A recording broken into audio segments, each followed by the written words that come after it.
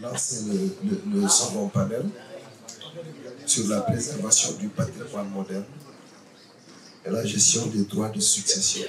Bon, on a parlé un peu de succession dans le premier panel, donc on a bien fait de mettre ces deux panels ensemble. Et j'ai avec moi, bon, elle a déjà parlé, hein, donc elle s'est présentée, Océane. Et là, je m'aligne, conservateur du musée Théodore Monod, la place Soweto, et Khalifa Ababacar Dieng, dont la liste des expos scénographiés sert de catalogue. Il en a tellement fait que artiste d'abord, hein, de l'école des arts et puis scénographe. On va parler de cette thématique. Mais je vais commencer par l'océan. Parce que pendant le premier panel, la question de la succession est venue un peu dans quelques interventions. Comment elle se gère par une galeriste en rapport avec soit l'artiste qui est là, vivant, ou bien ses héritiers. Merci. Alors, aujourd'hui, on n'a pas eu l'occasion au niveau de la galerie de gérer une succession d'artistes, malgré le fait qu'on ait perdu une artiste, Félicité Kodjo, qui nous a quittés en 2024, d'une longue maladie. Et c'est une conversation qu'il faut que l'artiste soit prêt à avoir, comme le disait Sylvain dans le cadre de Ndari par exemple. Nous, Félicité n'était pas prête à avoir cette conversation-là, donc c'est pas quelque chose qu'on a forcé. Donc aujourd'hui, la galerie n'a pas l'estate de Félicité Kodjo, ne la représente plus véritablement dans le sens où nous la représentons de son vivant, et les ayants droit aujourd'hui sont encore dans un processus qui peut prendre plusieurs années. Donc c'est quelque chose d'assez long. C'est quelque chose qui a été pour moi très traumatisant, d'avoir perdu Félicité et aujourd'hui d'avoir des œuvres qui sont interdites à la vente, tout simplement. On ne les montre pas et on ne les vend pas non plus, parce que nous n'avons pas l'autorisation. Mais du coup, aujourd'hui, c'est une conversation qu'on a avec nos artistes. En tout cas, je l'amène véritablement, et encore plus depuis l'année dernière. On a eu une année où on a perdu quand même beaucoup de gens, très soudainement. Et c'est quelque chose, par exemple, on a parlé il n'y a pas très longtemps avec Vier, avec Théodore, on en parle. Je sais que Amina Ben Bouchta au Maroc également aussi. C'est des conversations qui viennent, mais par petits bouts, on va dire, et qui donnent lieu à des documents qui peuvent être des jugements d'hérédité. Ça, c'est très important, de savoir qui est qui aura droit à quoi, qui l'artiste reconnaît comme son exécuteur testamentaire, qui a le droit aujourd'hui de venir inventorier les œuvres au domicile de l'artiste ou d'être présent dans certaines galeries, dans certaines expositions pour récupérer les œuvres. Donc c'est, je dirais qu'il n'y a pas de mode d'emploi. Nous, ce qu'on essaie de faire maintenant, par contre, c'est, avec l'aide de Sylvain, justement, c'est de revoir tous nos contrats et de prévoir des clauses, aujourd'hui, qui anticipent ces conversations-là, et où tout est véritablement cadré en amont. Et comment est-ce que les artistes reçoivent ces propositions, dire à un artiste qu'il faut gérer la succession? On sait que dans notre société, la question des testaments est assez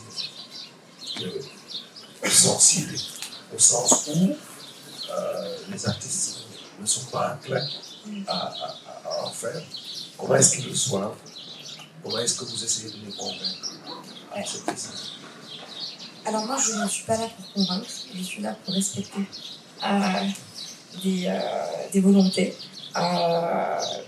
Je sais que quand Félicité était malade, Je me souviendrai, un grand commissaire d'institution muséale m'a demandé d'aller signer le testament sur son lit de mort et j'ai refusé parce qu'elle n'était pas apte à faire ça.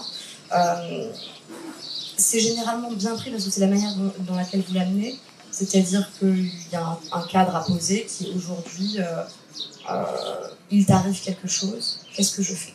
Est-ce qu'il y a des œuvres que tu souhaites qui soient la collection familiale? C'est pour les enfants, on n'y touche pas, on ne les vend pas et on fait tourner à des prêts muséaux et ça permet à la famille de pouvoir faire perdurer une œuvre. Est-ce qu'il y a des œuvres que tu souhaites donner à des collectionneurs, des gens qui t'ont accompagné, à l'État du Sénégal ou même à certaines institutions muséales? Est-ce qu'il y a des choses qu'on doit régler en particulier? Est-ce que y a ta famille a des ressources? Est-ce que voilà, c'est plutôt des discussions qui sont des questions et nous on exécute. Après, je peux orienter, mais toujours selon l'intérêt de l'artiste et de ses ayants droit et pas dans les intérêts de la galerie. Si c'était les intérêts de la galerie, très honnêtement, je ne m'en soucierais pas et j'attendrai et je laisserai les ayants droit comme ils sont et on pourrait continuer de vendre et personne n'aurait grand chose à dire avant de se réveiller un beau matin. Mais elles sont bien perçues et c'est des discussions qu'il faut amener très tôt, le temps que ça mature. Et en effet, dans nos géographies, en fonction de s'il y a aussi des mariages laïcs, uniquement des mariages religieux, c'est quelle loi, quel système qui s'applique. Ça aussi, ce sont des questions importantes à soulever. Mais c'est bien de le faire parce que sinon on se retrouve avec des successions qui durent 20, 30 ans et c'est pas possible. Khalifa, parce que la question se pose. Dans ce panel-là, on a une galeriste, on a un institutionnel, on a un artiste. Comment ça se pose à votre niveau d'artiste, cette question de la gestion de la succession? Je réponds en tant qu'artiste. Ça peut être difficile parce que je ne pourrais parler que de moi-même.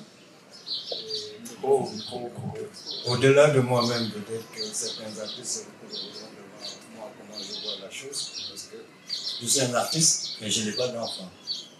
Par contre, j'ai beaucoup de neveux qui me sont très proches et qui aiment ce que je fais. Donc la première chose que j'ai fait une collection d'œuvres que j'appelle à mes neveux, que je leur ai offert et que, à partir de là, je leur ai dit, ok, si vous avez les moyens d'acheter mes œuvres, vous viendrez les acheter. Sinon, attendez ma mort pour récupérer tout. Donc, sur ce plan-là, mes ayants droit aujourd'hui, ce sont mes neveux. Et au-delà de ça, c'est que moi, en tant qu'artiste, en fait, j'ai eu la chance, quand on était étudiant aux Beaux-Arts, de m'être fait tirer les oreilles par l'ancien directeur des Beaux-Arts, à qui je souhaite que je repose au paradis, Kalibissi, parce qu'on avait réalisé un scrap géant pour l'Agence française de coopération culturelle. Et aucun d'entre nous n'avait pensé à signer le scrap. On l'a emballé, on l'a mis sur le véhicule pour la livraison. Il m'appelle parce que j'étais l'étudiant chargé de coordonner le travail de notre travail, qui a signé le scrap. J'ai dit, mais c'est un scrap, je ne vais pas le signer. Il me dit, mais c'est vous qui l'avez réalisé? J'ai dit, oui, mais c'est une copie. Il me dit, non, ce n'est pas une copie, c'est une réalisation. N'importe quel imbécile peut passer derrière vous et dire que c'est lui qui l'a fait. On était en première année au Beaux-Arts. J'ai dit, qu'est-ce qu'il faut faire? Il me dit, ramenez le scrap, déballez-le et mettez-y vos noms et la date. Et c'est depuis ce jour-là, en fait, que je me suis dit, plus question, aucune œuvre ne sort de mon atelier sans être, d'ailleurs, je l'appelle la pièce d'identité de l'œuvre. Et quand j'ai eu l'occasion de travailler au musée d'Oribana comme assistant curateur, j'en ai profité pour faire ce travail-là, non seulement pour moi, mais tous les artistes de ma génération que j'ai invités au musée à exposer au musée. Donc c'est moi-même qui faisais le travail avec ces artistes. Donc du coup, aujourd'hui, dans mes archives, je peux présenter des œuvres en photographie sollicité dans les années 90, Cabaret et un bon nombre, et notamment Abdoulaye Ndoye, qui m'appelait tout le temps à venir prendre des photos de ces œuvres, les dimensions et la date. Donc ça, c'est peut-être quelque chose que je pourrais un jour mettre à la disposition, je souhaite que ce soit le plus tard possible, de leurs héritiers quand ils voudront archiver le travail de leur papa. Ça, c'est des documents que j'ai toujours avec moi. L'autre chose, c'est que dans le cadre de la Biennale, en tant que scénographe, je faisais le même travail avec les artistes, dont je manipulais les œuvres pour l'exposition de ce temps. Donc, j'ai toujours ces archives-là avec moi. Excusez-moi, parce que je sors d'une longue maladie. Et quand je parle, je suis sous palpitation.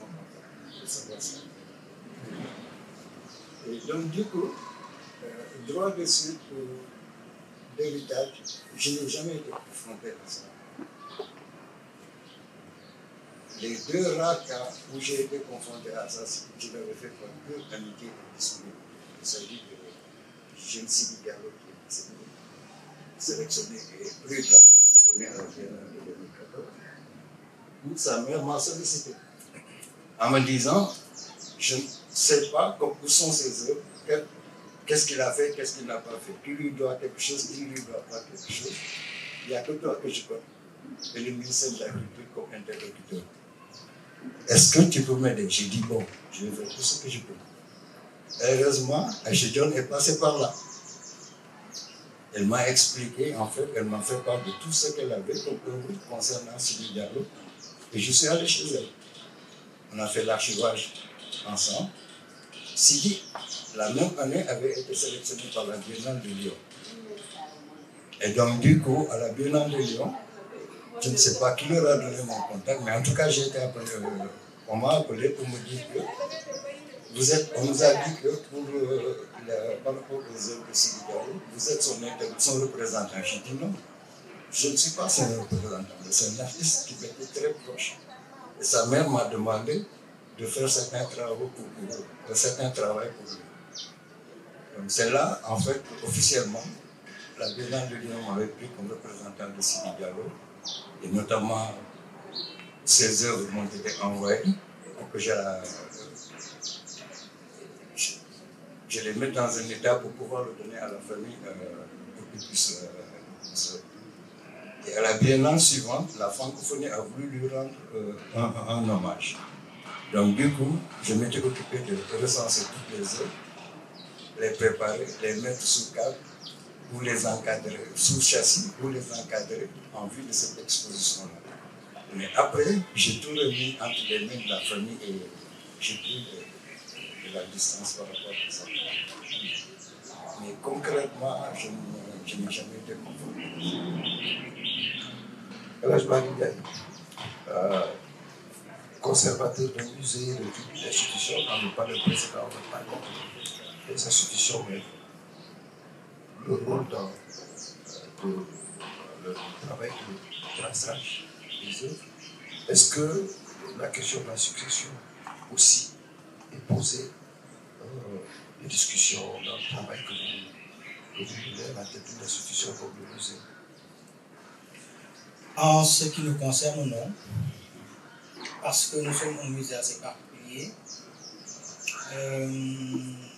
Notre patrimoine est un patrimoine, disons, ancien, traditionnel, où tous les registres qu'on a dans le cadre de l'art moderne et l'art contemporain changent plus ou moins. Et c'est un véritable problème d'ailleurs, parce que depuis quelque temps, il y a eu des recherches qui ont commencé à émerger sur la signature de ces artistes-là que l'on ne connaît pas et qui ont été dissous dans des termes communautaires, Art Dogon, Art Bambara, Jola, etc.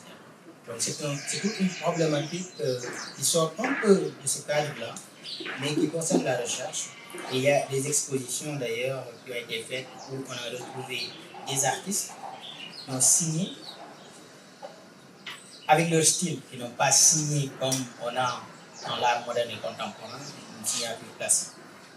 Donc, en fait, pour ce qui concerne les connexions qui sont institutionnelles, ce n'est pas quelque chose à laquelle nous sommes confrontés tous les jours.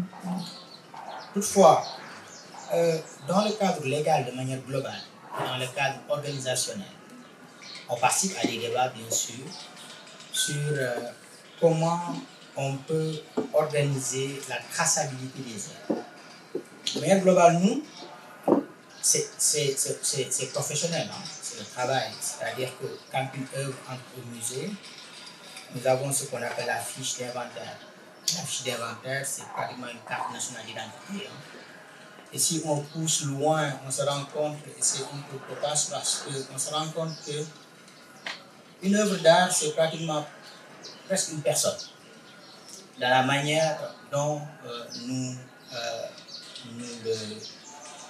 nous la conservons, nous l'accueillons au musée. J'ouvre une petite parenthèse seulement. Ici, une fiche d'inventaire, on a le nom de l'œuvre, son créateur,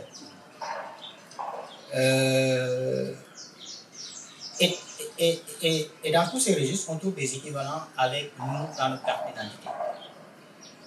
Notre nom, nos parents, le genre, peinture, sculpture, mix, etc. La date de naissance, la date de création, le lieu, les dimensions, jusqu'à la photo d'identité. Donc, ça, c'est codifié en fait. Il y a tout un travail que les techniciens ont l'habitude de faire et qui est un travail qui va aider à retrouver l'œuvre si toutefois elle est perdue. Alors, l'œuvre peut être perdue, mais pas volée. L'œuvre peut disparaître définitivement ou temporairement. D'ailleurs, nous, en tant que gestionnaire du patrimoine, on préfère que l'œuvre disparaisse, soit volée, plus au lieu d'être brûlée. C'est-à-dire qu'on perde l'œuvre de manière définitive. Pourquoi? Mais parce qu'une œuvre volée ouvre toujours un boulevard d'espoir d'être retrouvée. Une œuvre que l'on perd dans un incendie, c'est une œuvre définitivement perdue. On a eu dans l'histoire de l'art, dans le monde de l'art, des œuvres qui avaient disparu depuis plusieurs années et qui, de manière fortuite, ont été retrouvées comme ça. Hein?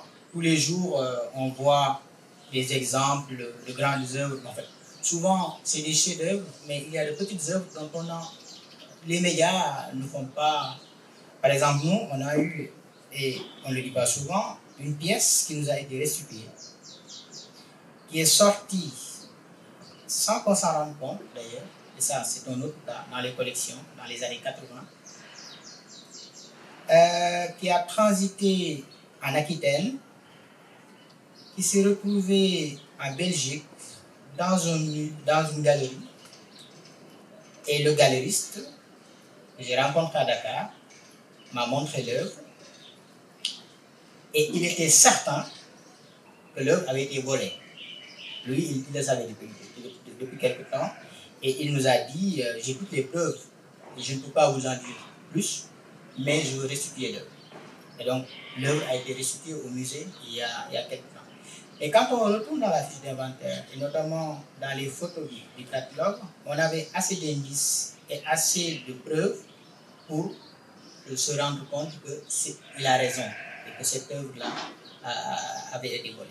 Donc, au point de vue de l'inventaire, c'est un travail qu'il faut faire, mais cela aide quand l'œuvre est volée, quand l'œuvre disparaît, mais surtout dans l'interaction que nous avons avec la douane, avec la police des frontières et avec Interpol, parce que on participe aussi à des formations avec l'UNESCO pour les forces de défense et de sécurité de la sous-région, pour qu'on puisse harmoniser les différentes actions avec nos collègues de Côte d'Ivoire et du Cameroun, parce que les routes du trafic, en fait, c'est là qu'est-ce qu'il y a un problème. Et depuis quelques années, Dakar est une plateforme, non pas pour écouler, mais pour exporter. Parce que quand ça quitte le Cameroun ou la Côte d'Ivoire, avec les cachets, ça ne peut pas aller directement parce qu'il n'y a pas une foi énorme attachée à ces... ou d'ailleurs le Nigeria, mais ça ne peut jamais le Nigeria directement. Mais Sénégal, il y a encore une crédibilité. Et donc, du coup, il y a pas mal d'objets qui transitent par le Sénégal et du Sénégal maintenant qui vont aux États-Unis. Et donc, avec la douane, on est souvent saisi. Tout à l'heure, on a parlé, parce que ça c'est un problème de politique culturelle globale, d'organisation, qu'on a de manière structurelle. Les autorisations de sortie posent de véritables problèmes. Que ce soit l'art moderne, l'art contemporain, l'art ancien classique. Parce que tout simplement, les structures qui doivent s'en occuper sont inexistantes. Tout ne peut pas être fait par la direction du patrimoine culturel. La direction du patrimoine culturel, son travail est assez large. Les autorisations de fouilles, par exemple, que l'IFAN a délivrées, l'IFAN à un moment donné était un peu la direction du patrimoine culturel du Sénégal. Tout comme il était la direction des archives du Sénégal, ou bien de l'AOF. Mais, parenthèse fermée, les autorisations de fouilles, à un moment donné, étaient données signées par l'IFAN. Maintenant, c'est la direction du patrimoine culturel. Mais l'autre versant scientifique doit être l'IFAN. Tout comme les collectes au niveau botanique, tout comme les captures au niveau des cervidés ou bien en fait, des vertébrés terrestres. Il y a tout le temps un versant IFAN, c'est le versant scientifique. Il y a la convention UICN pour le côté naturel, il y a le versant IFAN. Donc, il y a un manque d'harmonie au point de vue global. Et ça, je pense que si je laisse le patrimoine naturel pour me concentrer sur le patrimoine culturel, il nous faudrait une structure au niveau muséal, étatique, pour s'en rendre compte, qui serait à l'image de ce qu'est la direction des musées de France, où j'ai travaillé. À l'intérieur de la direction des musées de France, il y a la sous-direction des collections des musées de France. Quand un objet doit sortir, au Maroc, ils ont pratiquement un peu la même chose. Quand un objet doit sortir, si c'est un objet qui concerne les masques et les sculptures, le patrimoine ancien, il y a ce qu'on appelle les grands départements qui doivent donner leur avis. Ce grand département, dans ce cas de figure, c'est le musée du Tétan. S'il y a des objets du XVIIIe siècle, etc., le grand département, musée d'Orsay. Si c'est des tableaux de peinture anciens, voilà, il y a le musée du Louvre. Et à l'intérieur du musée du Louvre, il y a aussi des départements. Donc, ces départements-là donnent leur avis, leur question scientifique, et l'État voit. Souvent, les départements signalent. Si l'objet doit être autorisé à sortir, ou s'il représente ce qu'on appelle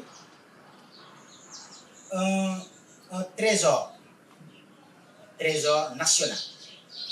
Et dans ce cas de figure, l'État, sous la dictée des départements, fait une préemption.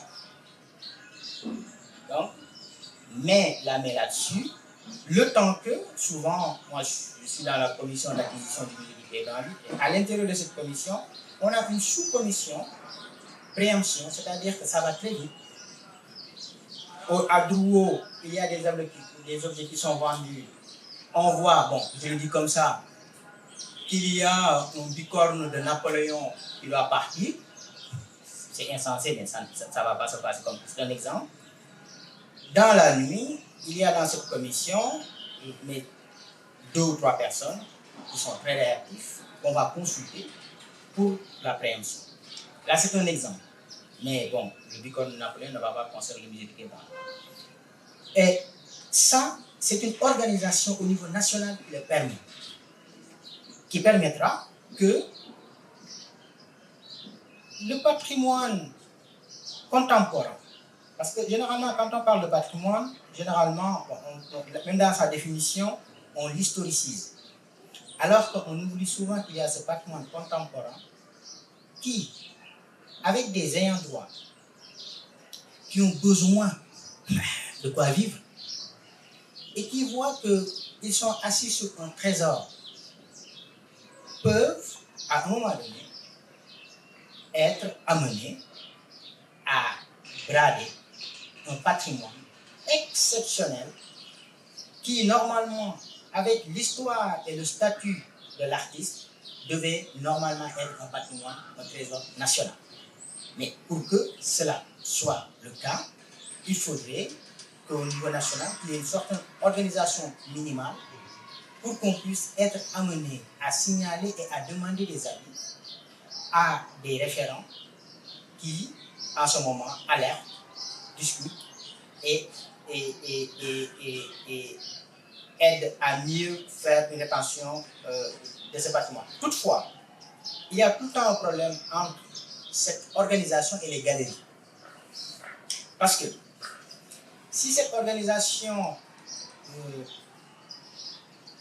ne trouve pas d'autres mots, mais des captations d'un patrimoine qu'on dit national est très coercitif, ça va à l'encontre du travail et de l'économie de certaines galeries, ou bien même des galeries de manière globale, qui ont besoin de vendre, de transporter, de faire circuler. Parce que pour la préemption, souvent, a concerné plusieurs galeries qui voulaient faire sortir hors du territoire national des œuvres d'art qui étaient exceptionnelles et que l'État a pensé que ces œuvres pouvaient être achetées par l'État.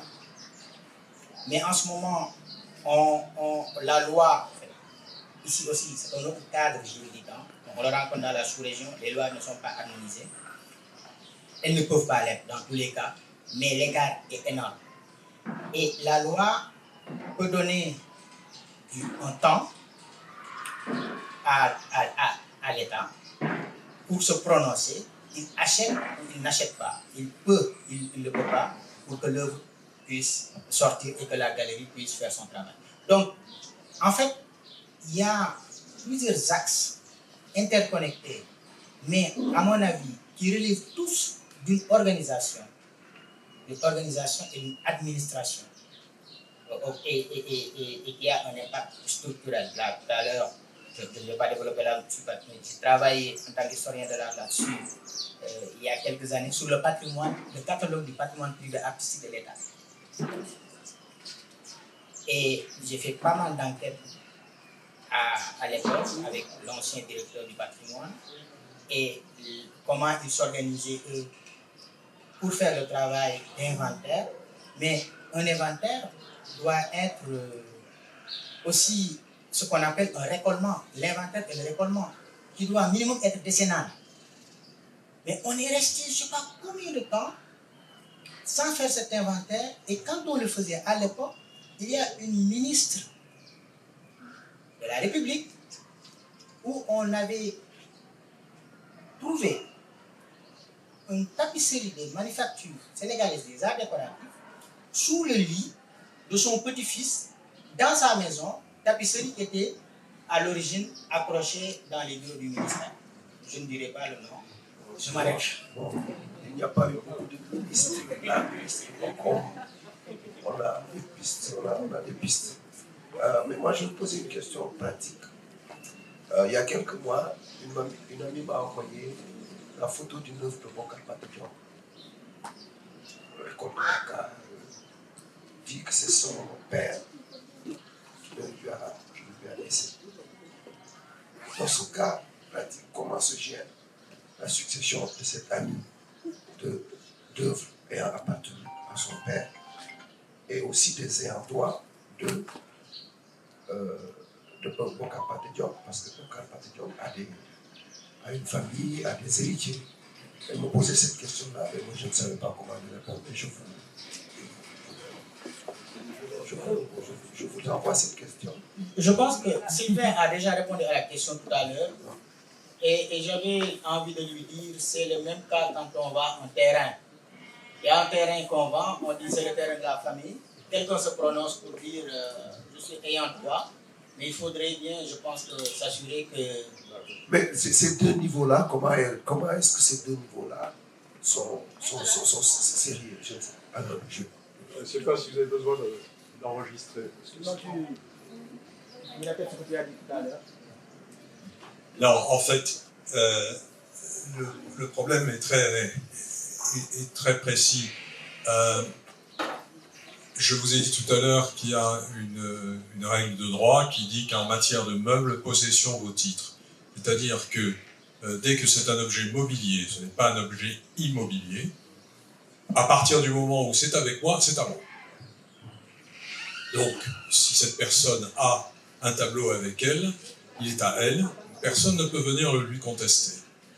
Sauf à démontrer qu'il a été dérobé dans une collection, etc., avec toutes les difficultés pour pouvoir apporter la preuve. C'est pas la même chose en matière de terrain, puisque les terrains sont des immeubles qui sont immatriculés, et là c'est l'immatriculation qui fait foi. Mais si vous voulez, dans une succession, pour pouvoir déterminer quels sont les héritiers, les ayants droit d'une personne décédée, il faut déjà qu'il y ait un jugement d'hérédité qui est rendu par le tribunal et qui liste l'intégralité des héritiers.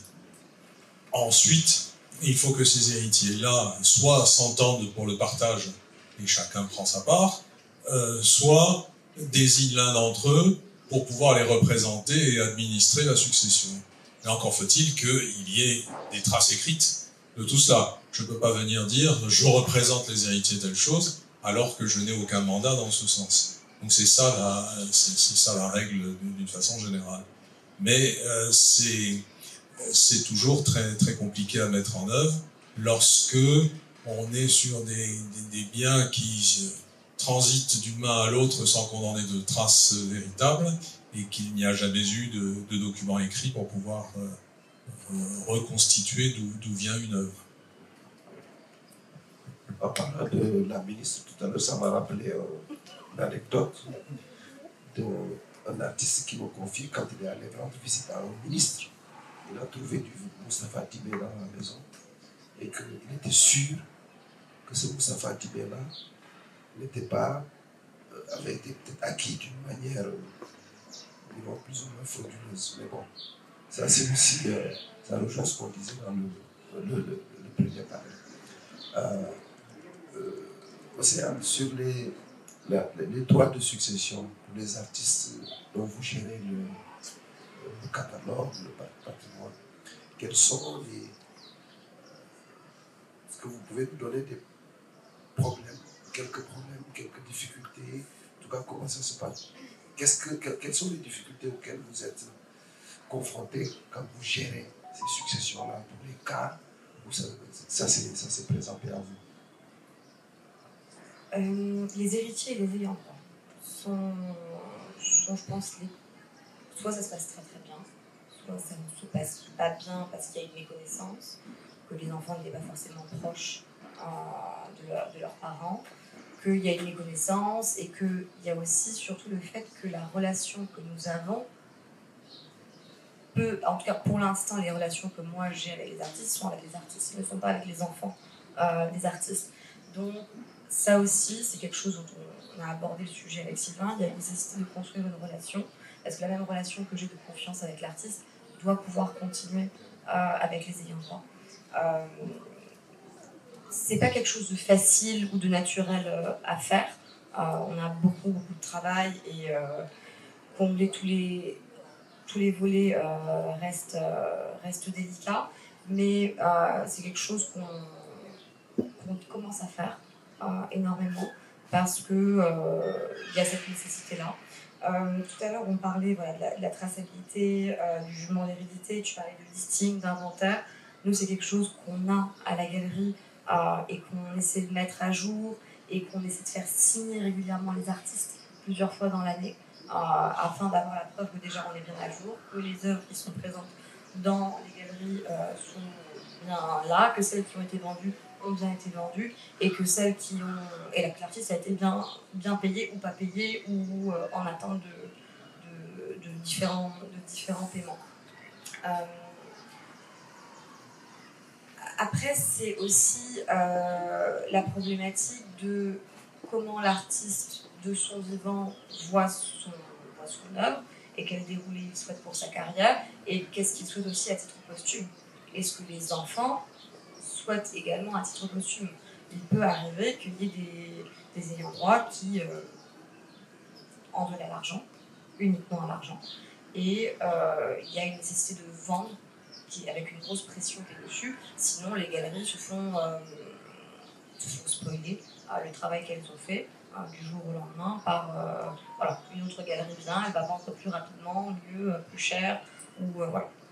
Et ce que tu disais Malik, c'est qu'il n'y a pas de protectionnisme vis-à-vis de ça par rapport à l'état aujourd'hui, où il y a des alertes, où aujourd'hui, nous, à notre niveau, il y a des pièces qu'on a, il y a des chefs-d'œuvre qu'on a, qu'on ne sort pas sur le marché, parce qu'on attend le bon moment ou qu'on sait que certaines institutions muséales peuvent être amenées à les acheter et qu'on les a ciblées, mais qu'il y a un temps qui est un temps long, et à nous de trouver aussi des ressources pour nous permettre d'avoir ce temps-là.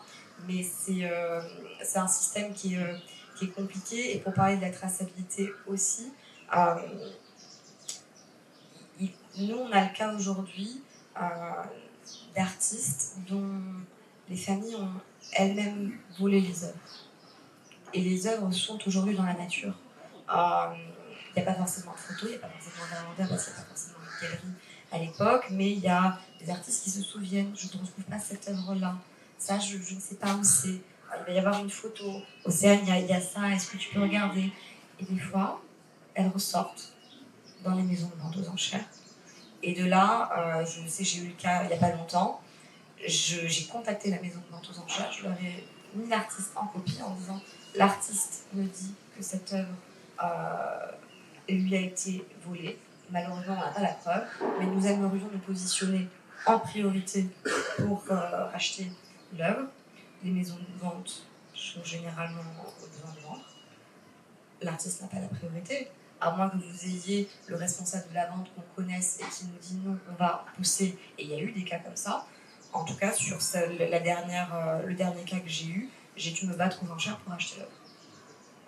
On l'a eu, mais c'est un sacrifice que nous, on a fait aussi dans notre trésorerie pour acheter cette œuvre des années 80. Voilà. Mais ça arrive, et beaucoup plus qu'on ne pense.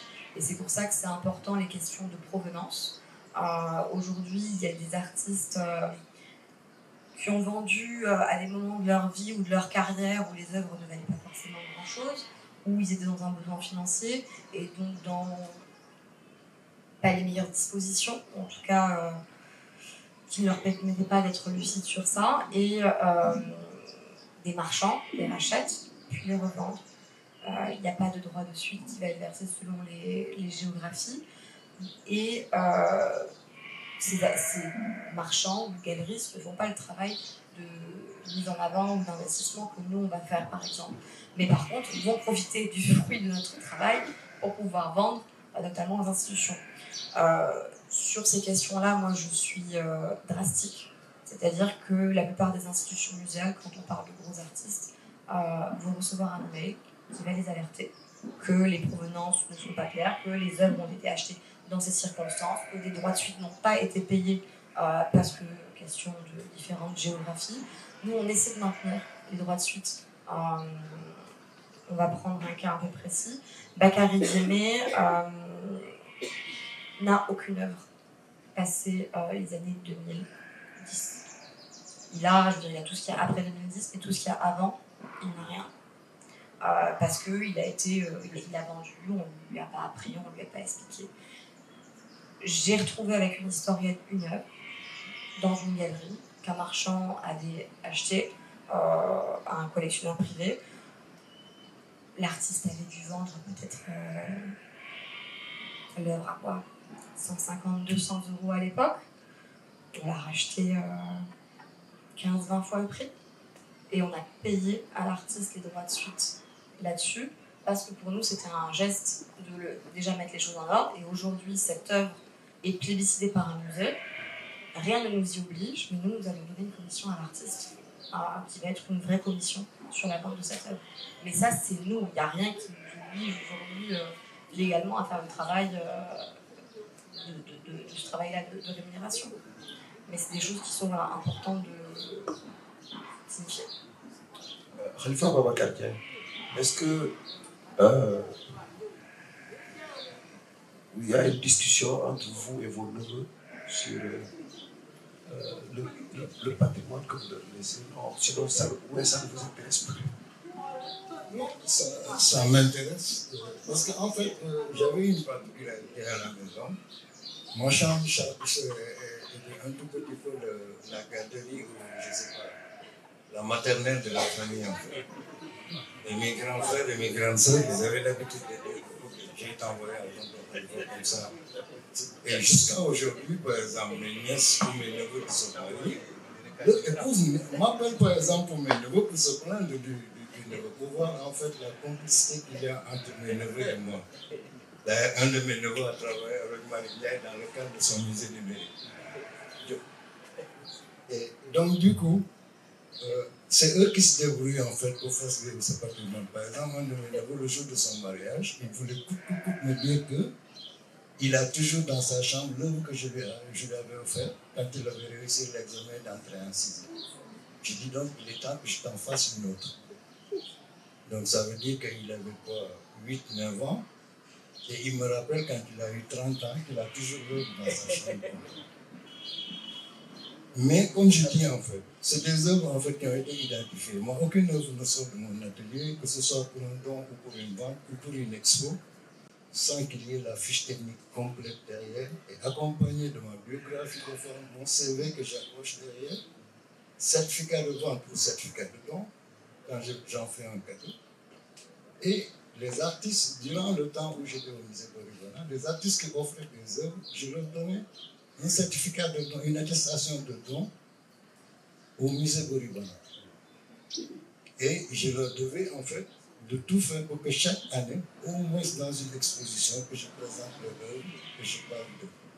Et d'ailleurs, ça a été le prétexte pour un des artistes d'avoir gagné le prix de la Fondation Blacher, Ngo, qui malheureusement est décédé aujourd'hui. Donc, non seulement moi j'ai les archives, mais eux-mêmes, chacun d'entre eux, par rapport à l'œuvre que tu possèdes, tu as les archives. Et bon, comme disait l'autre, hein, pourquoi j'ai eu cette idée? J'ai eu une résidence en France en tant qu'artiste. Et il y a un artiste qui a réalisé une œuvre, c'était le directeur des manufactures de Paris, mais il était artiste peintre. Il s'appelle Philippe Play. Et Philippe, il s'est rendu compte qu'en fait, ceux qui aimaient le plus ses œuvres ne pouvaient pas l'acheter. Et Philippe a réalisé une grosse toile de, je ne sais pas, une dizaine de mètres, mais en carreau. Et qu'il fallait découper selon un certain système. Et l'expo s'appelait « Elle vous plaît, servez-vous ». Donc toutes les œuvres étaient à donner. Mais il fallait émettre juste le vœu que j'aime cette œuvre. Il suffit de le dire officiellement pour être propriétaire de l'œuvre. Et donc, ceux qui se sont partagés cette toile, ils avaient comme simple obligation de toujours se retrouver chaque année, à la même période de l'expo, chacun amène la partie de l'œuvre qu'il avait et reconstituer l'œuvre, organiser une petite soirée avant de repartir avec eux. Après, chacun repart avec son produit. Ça aussi, c'est peut-être une manière de faire la traçabilité. Et à côté de ça, j'ai travaillé aussi avec un artiste, Romain Tirel, qu'on a fait venir au Sénégal à la Biennale de 2016, je crois. Il s'appelle Lucas Grandin. Mais lui, en fait, son travail, c'était quoi? Au lieu du copyright, lui, il travaille sur le copyleft. Lucas, il réalisait des machines, des installations avec des machines sonores.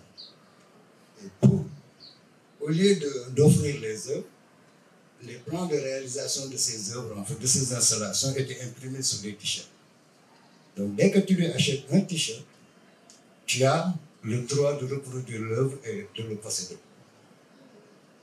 selon tes moyens. Donc, il faisait du copyleft en fait, mais assorti d'une condition, il te suffit d'acheter un t-shirt.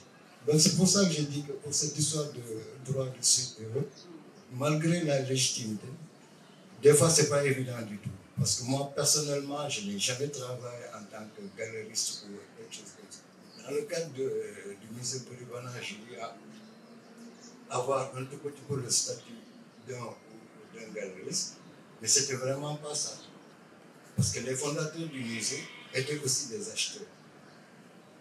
Ils étaient aussi des acheteurs. Mais aussi, à côté de ça, il y a Sissi Etchpando, la femme de Koné, qui a une grosse expérience de tout ce qui est juridique par rapport à un patrimoine culturel. Et c'est elle qui achetait souvent.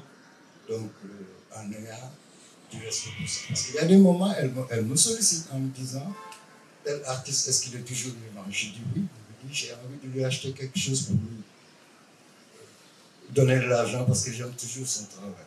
Donc du coup, moi, j'essaie de rentrer en contact avec cet artiste, voir ce qu'il a comme œuvre en ce moment et proposer à Sissi, qui va en fait garder la collection avec cet artiste entre le moment où le musée Bouribana a acheté son œuvre et le moment présent. Dans le cadre du cas spécifique du défunt manga du village des arts. Ceci me dit, j'ai envie d'acquérir quelques nouvelles œuvres de manga. J'ai dit la semaine prochaine, je vais aller voir à son atelier pour manga de 7 jours après. Et je tombe sur une expo-vente au musée de l'IFAN de Théodore Monod, et où il y avait 2 œuvres de manga qui étaient en vente. Je parle à Sissi du décès de manga et du tout. Elle me dit, je prends toutes les œuvres qui sont vendues pour manga. Mais assure-toi d'une chose, si j'achète les œuvres, quelle est la part de sa famille? Si c'est moins de 90% qui revient à la famille de l'artiste, je n'achète rien. Et ça m'a permis de me poser pas mal de questions sur ça. Et que elle se souciait du fait qu'en achetant un artiste, que ce soit de son vivant ou après sa disparition, c'est surtout que sa famille en bénéficie. Parce qu'elle ne revend jamais les œuvres qu'elle achète. Donc là, elle a un projet de collaboration avec les musées américains. Et qu'est-ce qu'elle fait? Elle leur prête sa collection et les musées ont l'obligation de produire un catalogue sur le... Donc ça rend toujours plus facile la traçabilité de certaines œuvres d'artistes. Merci Khalifa. Merci, il y a des questions. J'ai une main ici. J'ai placé mes invités à l'ombre et moi-même je suis sous le soleil. Je suis assez. Non, ça va. Le soleil bouge. Ça va. Qui a le micro? J'avais dit que je ne posais pas de questions aujourd'hui, mais alors. Tu l'avais dit à qui? Personne. Je viens de le dire à Océane. Alors, j'ai appris un terme aujourd'hui. C'est la question du droit de suite. Je ne connaissais pas du tout ce terme et j'aimerais, donc je viens de regarder vite fait ce que ça voulait dire exactement. Et je voulais savoir comment cette question du droit de suite est utilisée ici au Sénégal et en Afrique. Est-ce qu'elle est vraiment utilisée? Je ne sais pas si c'est une question qui s'adresse à vous ou plutôt à Sylvain. Moi, je te demande de passer le micro justement derrière. Oui. En fait, le droit de suite, c'est simplement un pourcentage lorsque une œuvre vient sur le deuxième marché, lorsqu'elle est après une première vente, lorsqu'elle est vendue une deuxième fois, un pourcentage qui revient à l'artiste ou à ses ayants droit. Mais la difficulté, alors la loi de 2008 sur le droit d'auteur et droit voisin prévoit un droit de suite de 5%. Mais à condition que la vente soit faite par un professionnel. C'est-à-dire que la vente doit être faite par un galeriste ou alors que ce soit une vente aux enchères publiques, mais Mais si par exemple, moi, collectionneur, je vends à un autre collectionneur, il n'y a strictement aucun droit de suite légal qui soit prévu. Et l'autre difficulté, c'est que c'est une loi sénégalaise qui donc ne peut s'appliquer qu'au Sénégal.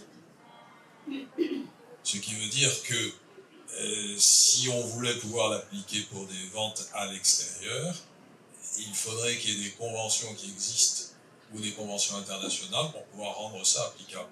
Et c'est ce qui rend cette histoire de droit de suite assez inopérant, parce que si vous voulez, une loi ne peut être applicable que sur le territoire qu'il a prévu, et s'il n'y a pas une convention spécifique entre plusieurs pays ou plusieurs groupes de pays, il n'y a aucune possibilité de le faire appliquer ailleurs. C'est-à-dire que si l'œuvre sort, est vendue, la nationalité de l'artiste ne compte pas. Non, la nationalité de l'artiste ne compte pas. Alors c'est pour ça que ça pose des tas de problèmes d'ordre pratique. C'est le genre de dispositions qu'on met dans des lois pour faire plaisir aux artistes, mais en fait qui sont complètement inapplicables. Ou à peu près. Oui, là, madame est ici derrière. Voilà, merci beaucoup. Je ne pensais vraiment pas pouvoir être aussi attentif à un sujet aussi rébarbatif pour moi. Mais ça a été passionnant d'écouter tout le monde. D'ailleurs, je commence par ce que M. Sankara vient de dire. Je pensais aux footballeurs. Quand le centre de formation forme un footballeur, si c'était pas Paris Saint-Germain, il a de l'argent. Si Paris Saint-Germain le vend à Manchester, il a de l'argent. Si Manchester le vend à, je ne sais pas, à d'autres. Enfin, chaque fois que le joueur change de club et qu'il gagne de l'argent, le club formateur reçoit de l'argent. Parce qu'il y a la FIFA. Et là, Et parce qu'il y a des contrats qui le disent. On en revient toujours à ce problème de contrat. Si vous ne mettez pas dans vos contrats telle ou telle disposition, ça ne peut pas. Et pour les footballeurs, parce que c'est des questions que je connais aussi, c'est parce que les contrats qu'il y a au moment de la première session du. Pardon, pour les footballeurs, ce qui se passe, c'est que le centre de formation qui vend un footballeur, dans le contrat de vente, il est mentionné qu'il y aura un pourcentage et que cela va continuer de vente en vente et que donc si celui qui a acheté revend à quelqu'un d'autre, il intégrera dans le contrat de vente qu'il doit payer au centre formateur, etc. Ce qui n'existe pas chez les artistes. On peut l'envisager. Ah, elle applique. non, mais ce qui me fait penser simplement à la formation des artistes, j'ai envie de vous demander, est-ce que les artistes eux-mêmes s'occupent de ces questions-là pour, au fond, préserver leur avenir? Parce que un des problèmes, moi, tant que vous parlez de succession, c'est bien beau. Nous appartenons à une religion qui dit que quand votre vie cesse, vous n'avez plus de bien. Quand votre vie cesse, vous n'avez plus de bien. Et même si vous avez fait des testaments, c'est organisé. Le testament ne peut pas dépasser le tiers de la valeur que tu as posée, etc., etc. Donc, tout ça fait que, ce qui me rassure un peu, c'est que nos familles sont très ignorantes de toute façon sur les questions d'œuvres d'art. Vous avez parlé de la tapisserie que vous avez vue sous le lit de l'enfant. Moi, j'ai marché sur une tapisserie de Thiès, Serpierre, Banque mondiale, qui a été achetée à je ne sais pas combien de millions par un directeur qui aimait ça. Mais le suivant, ça ne l'intéressait pas. Quand on a voulu faire un écran, l'informaticien, il a coupé, il a laissé partir, il a mis son écran. J'ai failli même voler ça en me disant, mais, puisque personne n'en a besoin, ça coûtait quand même. Je suis sûr que c'est quelque part dans un magasin en train de pourrir et personne n'en a dit, bon. Vous auriez dû. Ouais, j'avoue que j'ai failli. Mais de façon transparente, j'ai demandé au responsable financier, est-ce que je peux prendre le tapis? Et évidemment, comme on est très procédurier, bon, bref. Mais enfin, je pensais beaucoup à la culture et à la religion par rapport à ces histoires. Parce que je suis aussi impressionné de savoir qu'il y a des gens qui achètent des tableaux. J'ai été vraiment impressionné par cette dame qui dit « Je n'achète que si l'argent va dans la famille ». Mais là également, j'ai envie de demander aux personnes personne qui s'occupe des galeries. Est-ce que ça c'est gérable?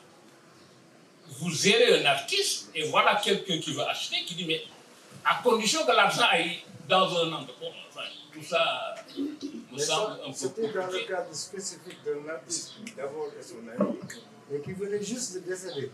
En tout cas, je suis assez impressionné par tout ce que tu dis. Je pense que quelqu'un qui était là tout à l'heure dans le premier panel parlait de manifeste ou de texte ou de je ne sais pas quoi. Je pense que quand même, si ces choses-là ne sont pas écrites, traduites dans des lois, dans des contrats et faire le lobbying pour que ça passe, on va encore parler, il n'y aura pas beaucoup de changements. Je pense qu'il faut quand même le faire. Merci. Oui, le droit de suite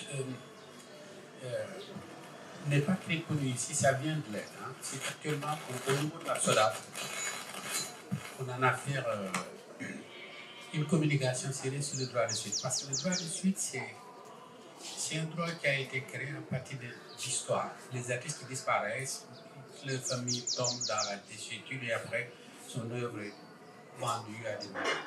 Finalement, ils ont trouvé l'occasion, quand il y a changement de main, qu'il y ait une partie qui revient. Mais les grands marchés de l'art n'aiment pas ce droit de suite. Parce que leur philosophie, c'est quand une œuvre est vendue, l'œuvre poursuit sa vie indépendamment de l'artiste. L'artiste n'a rien à voir dedans. Les grands marchés comme New York, non, qui jusqu'à passer le temps ne s'appliquent pas là-bas. Il y a des États qui n'ont pas signé. Si tu es un citoyen américain, l'œuvre qui accepte ton travail, pour que ça soit payé, il faut que les deux États reconnaissent le droit.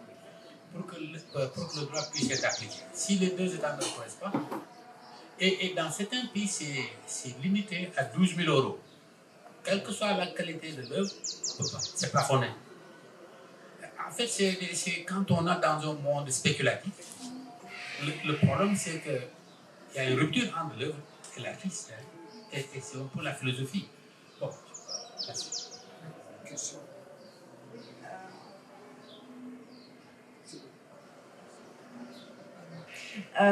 Oui, la question du droit de suite, elle est pas appliquée. Nous, on l'applique parce que on essaie d'être éthique et on essaie de donner une ligne directive et aussi des automatismes avec les artistes avec lesquels on travaille. Donc aujourd'hui, nous, dans nos contrats de vente, il y a une obligation. Alors, déjà, certaines œuvres, les clients n'ont pas le droit de les revendre pendant une certaine durée. C'est quelque chose qu'on oblige aujourd'hui sur certains artistes. Mais on oblige également le droit de suite. Il est obligatoire. Là, on vient de vendre une épicerie des manufactures de Thiès. Le client a une obligation de non-revente pendant 6 ans. La galerie est prioritaire pour se positionner sur la revente ou pour revendre.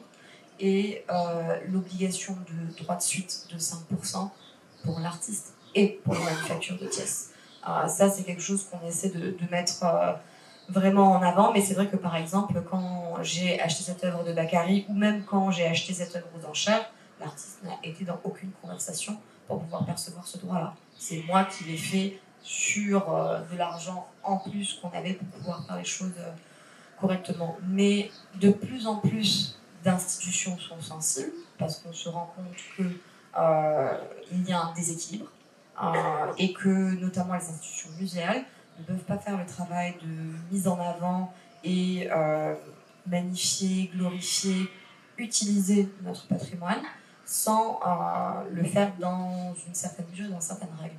Donc aujourd'hui, nous, on est énormément contactés pour régulariser les questions de droit, que ce soit des droits à l'image ou des droits de suite, et notamment des questions de provenance d'œuvres, où aujourd'hui on nous demande de confirmer ces provenances.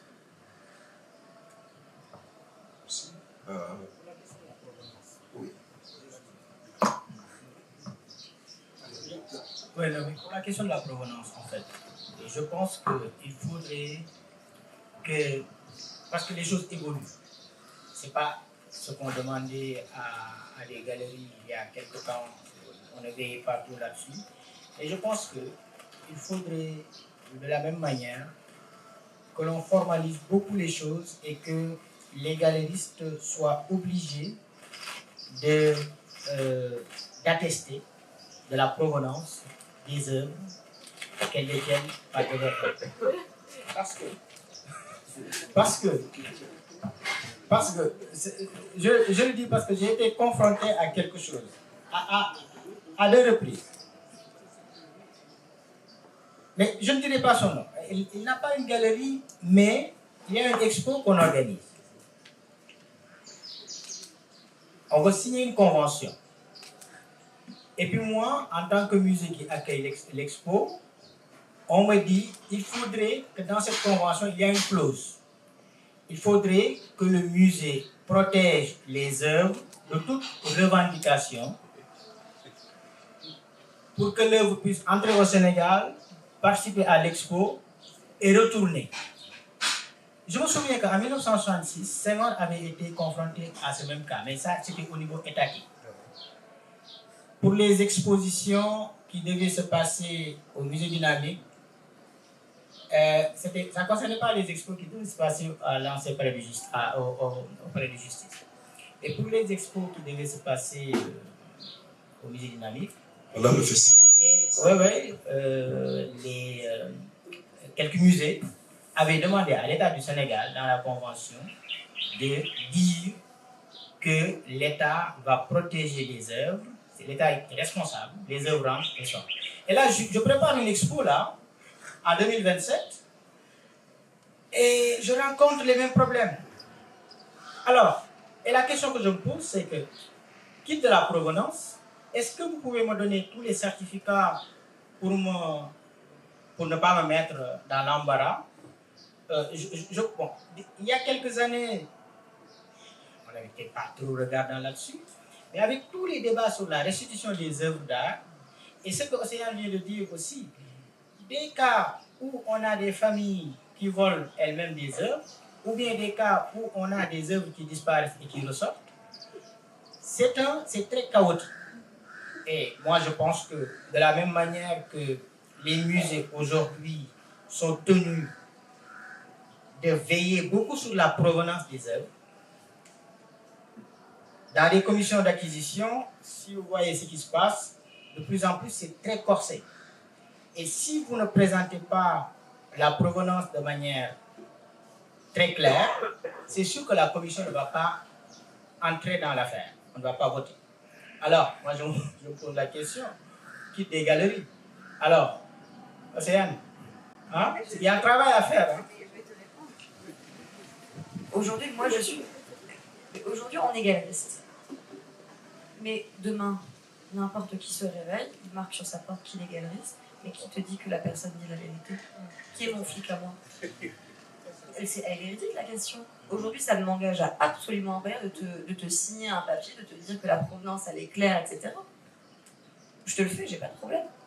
Mais qui sont les experts qui valident ma signature? Aujourd'hui, n'importe qui peut se réveiller et être galeriste. Ouvrir un espace, faire des expositions, vendre des œuvres d'art. Il n'y a aucune vérification. Et c'est ce qui fait qu'aujourd'hui, on a un marché qui est, honnêtement, à plus de 80% pourri. Que ça soit ici ou ailleurs. Ce n'est que de la spéculation. On est très peu à faire correctement le travail. Quand je parle de provenance, il ne s'agit pas d'un document d'authentification donné par la galerie. La question de la provenance est beaucoup plus complexe. Non. C'est des questions de recherche et de croisement historique du pédigree de l'objet. Et c'est tout un dossier. Ce n'est pas un document d'authentification. Hein. C'est tout un dossier. Je parle de ça en fait. En fait, je provoque les galeries. Mais, non, je vous provoque. Je voulais tout simplement, de la même manière, introduire dans les galeries 2 choses que vous avez commencé à faire. Il y a l'éducation. Ici au Sénégal, on a des galeries qui sont complètement versées dans l'éducation. Ils font venir des écoles, qui dealent avec le public, qui sont dans la médiation, etc. De la même manière, il y a un autre point sur lequel je voudrais que les galeries versent davantage. Ce n'est pas l'éducation, c'est la recherche. Or, la provenance, est intimement lié à la recherche. D'où vient l'œuvre? Il avait acheté en premier. Où est-ce que l'œuvre est passée? C'est qu'il est en droit. Quelle année? Avec quelle technique? Et après, on l'a vendu quand? Comment? À qui? En fait, c'est un travail. Et des galeries, il y a parfois une personne qui peut s'occuper de ça. Mais bon, c'est un emploi de plus. Et vous me direz que ce n'est pas votre métier, mais le métier évolue. Le métier évolue. Parce que nous, dans les musées, on a des galeries qui sont des prêteurs qui vous disent, je vous prête cette œuvre, mais dans la convention, garantissez qu'il n'y a aucun ayant droit qui, dans votre pays, va bloquer ou bien va soumettre ou bien que l'État va faire une préemption. Le métier évolue et il faut qu'on s'adapte.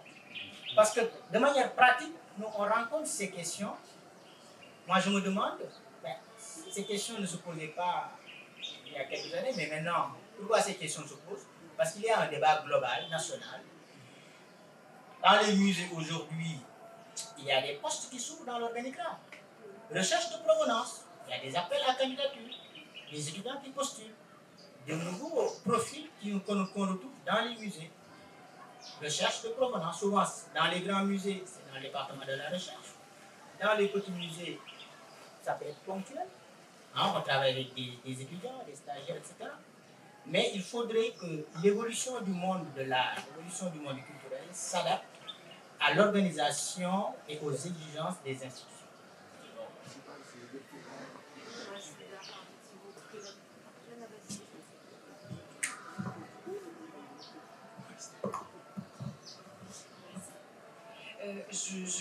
Mon commentaire est peut-être un peu plus général. Je trouve que ce que tu viens de dire, Malik, est vraiment intéressant.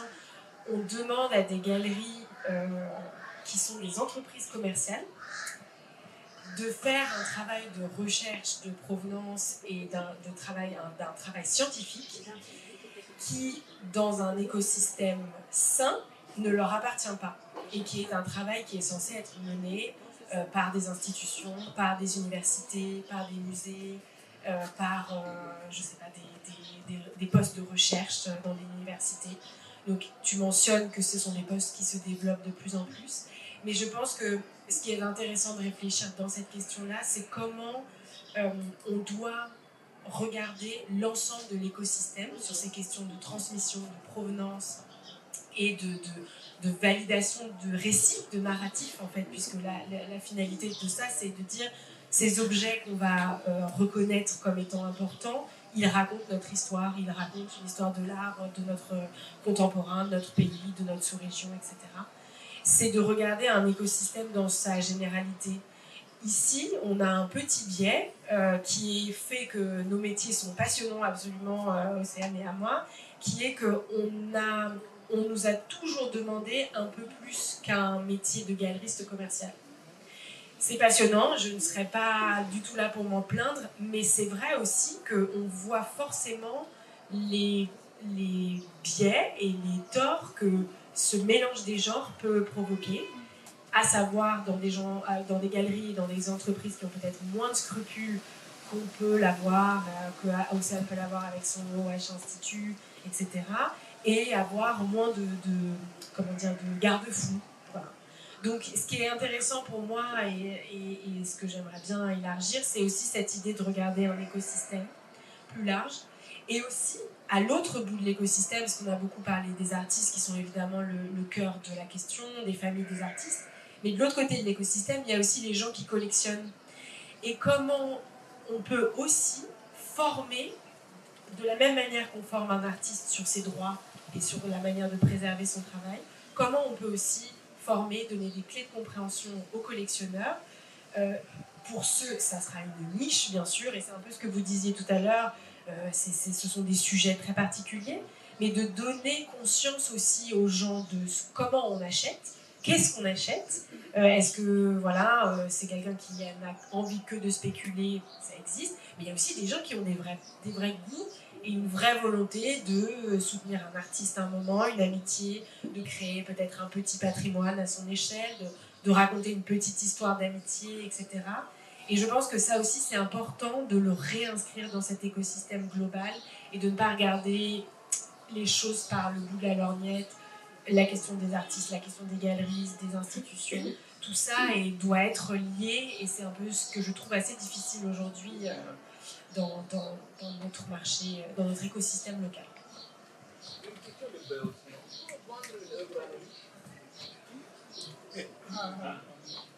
Est-ce qu'on peut vendre une œuvre dont on ne connaît pas l'auteur ni rien? Sans titre? Non, sans titre, ça...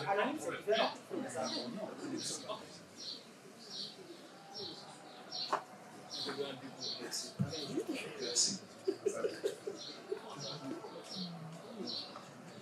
Mais Delphine a répondu à la provocation. Mais... non, mais les grosses galeries le font. On ne vous tiendra pas rigueur de ça. C'est dans le débat global. Mais c'est pour dire que, parce que ce que je dis là, ça se fait, hein, mais par des galeries qui ont les moyens. Parce que on peut se tromper de bonne foi, on peut acheter du faux, ou bien du matériel volé, ou bien une œuvre d'art volée de bonne foi. Ça ne veut pas dire qu'on est receleur. C'est un débat, bon, je le dis peut-être pour les galeries qui nous disent garantissez-moi qu'il n'y aura pas de réclamation. Il y a anguille sous roche. Mais donc je veux dire qu'on peut se tromper de bonne foi. Mais quand on a les moyens, on peut s'assurer de la clarté de l'affaire dans laquelle on s'engouffre. Selon les moyens qu'on a. Oui, je suis d'accord. Et c'est pour ça aussi que je trouve que c'est pour ça aussi que je trouve que c'est important de reconnecter les différents domaines, parce que je pense que si, quand on a un modèle, quand on a eu des institutions qui sont fortes, qui prêchent une bonne parole, qui amènent à être fiers des artistes qui sont les artistes qui ont écrit notre histoire, qui soutient par des expositions, qui a une position forte sur la manière et la conception qu'on a de la vie d'un artiste, des œuvres, du patrimoine, je pense que ça peut influencer la manière aussi dont on perçoit une œuvre d'art, pas seulement comme un objet, pas seulement comme un bien de convoitise, pas seulement comme une manière de faire de l'argent rapidement. Ce que je voulais souligner aussi, c'est qu'on a vraiment besoin plus que jamais ici d'avoir des modèles institutionnels qu'on ne peut pas être, nous, galeries commerciales du tout, même si il y a d'autres modèles hybrides qui prennent le pas. Mais on a besoin d'un modèle étatique fort qui soutient les industries créatives, les artistes, les industries créatives commerciales, et qui donne le bon exemple auprès de collectionneurs et de gens qui voudraient y participer. Modèle étatique, politique culturelle, des institutions où je pense. J'ai une minute.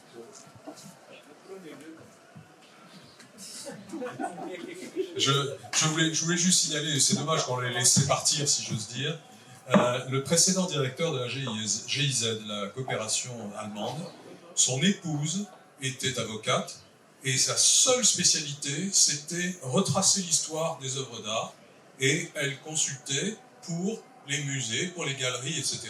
Chaque fois qu'il faisait une acquisition importante, on faisait appel à elle pour qu'elle puisse faire tout le travail juridique pour pouvoir retrouver, notamment en Allemagne avec les problèmes de tout ce qui a été pillé, etc. etc. Et c'était ça son métier, elle ne pratiquait aucun autre droit. Et c'est dommage qu'elle ait séjourné plusieurs années ici, qu'elle soit repartie sans qu'on l'ait jamais écouté nous raconter sa vie. Voilà, c'est tout. Merci. Rodia. Oui. Merci Cisco. Bon, je me sens un peu concernée par la question et mon devoir d'honnêteté me semble de dire quelque chose. Parce que tout à l'heure, j'ai entendu quelqu'un parler de la biennale pour réorganiser le secteur. Ma collègue parlait de la galerie. C'est bien, hein? Mais la biennale, c'est un événement. La galerie nationale, c'est une infrastructure. Je ne sais pas, j'imagine que tout le monde ne le sait pas, mais la politique de développement et de promotion des arts visuels dépend de la direction des arts, en fait. Maintenant, entre ce, et moi je dis que je me sens un peu coupable parce que il y a beaucoup de choses qui auraient dû être faites depuis, parce que ce vide juridique-là, Madame en parlait tout à l'heure, c'est un écosystème où tout est à refaire. Et c'est là où c'est simple, parce que justement, tout est à refaire. Mais bon, vous savez que dans nos directions, nous avons des projets, nous avons, voilà, N choses qu'on propose, mais que nous, en fait, on n'est que des chevilles ouvrières, en fait. Donc, tout dépend de la priorité de l'autorité sur les questions sur les questions qu'il faut régler. Mais il y a autre chose. Tout à l'heure, je disais que dans le secteur de la culture, tous les secteurs sont déstructurés. Mais je pense que les arts visuels, c'est pire au Sénégal. C'est catastrophique. Oui, sérieusement, de là où je suis, j'ai fait 20 ans au ministère de la Culture. C'est vrai que le théâtre, c'est n'importe quoi, la danse, c'est n'importe quoi. Mais le secteur des arts visuels est assez spécial. Et je plains les gens comme Océane qui se battent pour être en règle et tout. C'est très compliqué. Donc moi, ce que on avait un projet qui s'appelait les concertations sur les arts visuels. L'idée, justement, j'en avais parlé avec notre professeur Khalidou Kassé et tout, et nous voulions le lancer juste après la signature des textes sur le statut de l'artiste et des professionnels de la culture. Mais je vais faire un dernier commentaire, c'est un sous-secteur où les acteurs sont assez renfermés sur eux-mêmes, on va se dire la vérité. Ils sont chacun dans leur bulle. C'est très difficile de pénétrer ce secteur-là. Et quand on est sur X urgence, on n'a pas le temps forcément de leur courir après. Donc je pense que c'est le moment, quand des gens prennent conscience que c'est un problème qui freine le développement et la promotion de ce secteur-là, de s'asseoir. Et quand je vous dis que les acteurs sont multipartis, les acteurs sont vraiment nombreux. Ça va au-delà des galeristes, des artistes eux-mêmes. Il y a les juristes qui sont dedans. Tout à l'heure, Sylvain a parlé du trafic qu'on fait avec les biens et tout. Donc, je veux dire que c'est énorme. Nous, il nous arrivait au niveau de la direction des arts que la douane de l'aéroport nous appelle pour nous demander telle œuvre doit partir et tout. Ils ne savent même pas ils ne savent même pas si c'est la direction du patrimoine qu'il faut appeler ou la direction des arts. Nous, après, on est obligés d'appeler à la direction du patrimoine ou des fois d'appeler les acteurs. C'est pour vous dresser un peu comment ce secteur-là est déstructuré et que les acteurs gagneraient à s'asseoir et à essayer de mettre en place quelque chose. Vous avez parlé de la loi sur le statut de l'artiste, ça a été voté en 2021, ça va faire 5 ans. Le débat auquel... Les textes d'application sont prêts, pas encore signés. Oui, pas encore signé, donc pas encore opérationnel. Ouais. Voilà le débat auquel vous conviez les gens, il est là. Il est là. Et le directeur des arts, le directeur du patrimoine ou un autre directeur, peut-être n'est pas là pour écouter, pour entendre, de manière même informelle. Donc là, ça va rester entre nous. Après, j'ai des convaincus. Donc, oui, non, mais c'est ça. Place de la Nation demain matin. Ah, Place de la Nation demain matin. Place de la Nation. Marche jusqu'à la RTS. Je ne sais pas s'il y a un autre commentaire, ou sinon on a. Donc. Ah, d'accord. D'accord. Bonsoir, je suis Ami Madeleine de Sama. Alors, votre thème est très intéressant. Il y a quelque chose vraiment qui me fend le cœur parce que la culture ne doit pas mourir. Là, en ce moment, je ne peux pas me taire parce que je ne sais pas si vous connaissez un artiste qui s'appelle Tafsir Momar Gueye. Et Tafsir Momar Gueye, à chaque fois je disais, est-ce que tu protèges tes œuvres, etc. Il me dit, Madeleine, bàyyi rek ma liggéey rek, bàyyi rek ma liggéey. Et quand il est décédé, je dis que personne n'en parlait. C'est là que j'ai appelé un ami, journaliste, pour lui dire que franchement, il était vraiment lauréat du prix de chef de l'État du temps de Senghor. Alors, je ne peux pas vraiment rester comme ça et puis qu'il meure comme ça. Vraiment, je dis non. Il va falloir que vous fassiez quelque chose pour lui. Alors, il a des œuvres, parce que la dame, je l'ai entendu parler, de M. Cassé.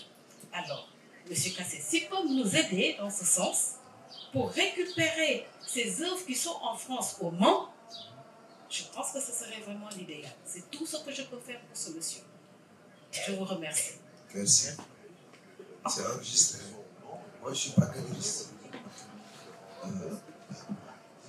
Wow, qui a parlé d'une organisation des artistes. Je suis très vite passé. On n'est pas si inorganisé que ça. C'est l'État qui, des fois, l'État a désorganisé les artistes.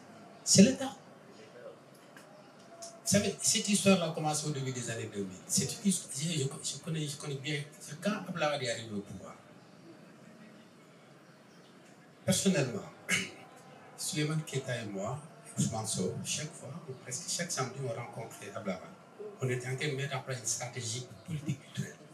Moi-même, j'avais fait un document qu'on devait faire avec Viviane. Mais la crise de Idrissa Seck a créé deux pôles dans l'État. Ceux qui sont restés avec Abdoulaye Wade, c'était Ousmane Sow, Souleymane Keita et moi, Serigne Mbaye Kabara.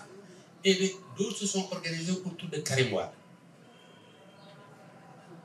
Et ça, c'est des choses que les gens ne parlent pas. Tout le désordre est venu en ce moment-là. L'État, les gens qui pensaient que Karim, ça postule dans l'État, et toutes les directions de société se sont organisées autour de ça, contre l'autre camp qui était au palais. Et finalement, le camp du palais s'est retiré. Vous vous souvenez, quand il y avait souvent des bisbis entre Ousmane Sow, Abdoulaye Wade, nous, on s'est retiré, on a laissé les choses. Et c'est entré dans la pagaille. Alors, le vrai problème, peut-être l'administration même, il y a des gens qui ne comprennent même pas ces problématiques-là. Et c'est pourquoi j'ai dit dans un document, entre 2000 et 2024, faites la somme d'argent public de société nationale, de direction. Et pendant cette période, il n'y a plus de morts d'artistes plasticiens. Parce qu'il y a toute une catégorie exclue qui ne peuvent pas être dans certaines choses et qui se sont restés, qui se sont détériorés. Beaucoup sont morts. D'autres ont abandonné, d'autres sont restés stoïques dans leur camp. Et c'est ça la réalité. Et maintenant, les difficultés pour les artistes, c'est se retrouver. Parce qu'entre-temps, personne n'a confiance en eux.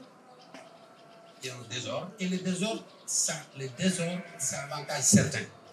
Tant qu'il y a désordre, il y a des gens. Exactement. Mais les artistes importants ne sont plus là. D'ailleurs, c'est ça que j'avais dit ça en début. Vous savez, il y a beaucoup d'artistes importants là qui ne viennent plus dans l'administration. Ils ne veulent plus se mêler de certaines choses-là. Et ça, c'est ça qui a tué notre secteur. Bon, que faire? Maintenant, le problème, c'est ça. Et les gens commencent à mettre en place des choses parce qu'en fait, on ne peut pas avoir un pays qui organise le plus grand événement culturel sur le continent. Et ce secteur, c'est comme s'il y a une volonté de liquider ce secteur qui porte cet événement. On ne comprend pas. C'est un grand gâchis pour ce pays. Les artistes qui comptent ne viennent pas dans l'administration. Je vous dis ça. Ceux qui sont vraiment dans le professionnellement, on se connaît entre nous. Mais vous ne le verrez pas. Ah oui. Ils ne viennent pas. Parce qu'il y a des choses qu'on ne peut pas dire. Et je crois qu'on a intérêt à nous dire, parce que j'ai été dire quelqu'un, est-ce que vous savez que depuis un certain temps, le Sénégal a régressé? Mais oui, depuis 2006, le Sénégal ne peut plus gagner le Grand Prix de la Biennale. Depuis 2006, on ne gagne plus la Biennale. Avant cette date, une édition sur deux, le Grand Prix restait à Dakar. Et depuis 2000, on ne peut pas placer plus de 5 artistes à l'Expo internationale de la Biennale. Le Maroc en place une dizaine, l'Afrique du Sud et le Nigeria. Ça, c'est des sujets de réflexion. On sait, nous. On sait. Mais quand on aura l'occasion de dire quelles sont les politiques qu'on va faire, il y a plein de gens, hein, elle a Marie qui l'a lancé, puis les gens le savent. Donc il y a des gens qui savent. Bon, mais oui, le problème c'est ça. Et je crois que peut-être que l'État va se réveiller, hein, parce qu'on ne peut pas mettre l'argent des Sénégalais contre les Sénégalais. Ce que vous dites du secteur des arts visuels, on l'a constaté aussi au cinéma. À un moment, il y avait deux camps. Donc, il faudra un panel sur la biennale. Je pense qu'on a commencé à soulever des questions. Parce que vous lisez le dernier rapport, le rapport de la commissaire de la dernière biennale, elle évoque dans sa conclusion des points qui sont importants. Salimata Diop, la directrice artistique de la dernière biennale. Alors, ça fait 90 minutes qu'on parle ici dans ce second panel. Je pense qu'on n'a pas épuisé la question, mais... On a épuisé nous. On est épuisé. C'est nous qu'on a épuisé. On s'est épuisé. Donc, merci à nos 3 panélistes.